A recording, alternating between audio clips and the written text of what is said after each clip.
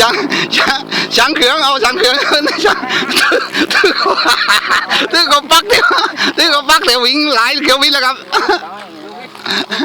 6:30นะนี่จะได้บินวันนี้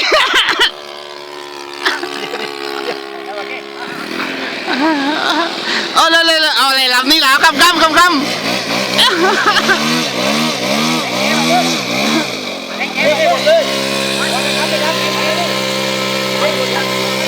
อาก็ผ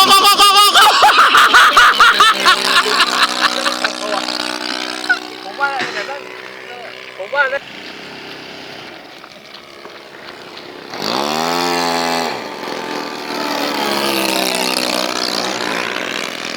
ดูนักบินหัวล้านครับนักบินหัวล้านกองเชียร์นรกครับกองเชียร์นรกเอาพร้อมเอาดูหน้านักบินก่อนครับอาจารย์เครื่องพร้อมโกเอาดับ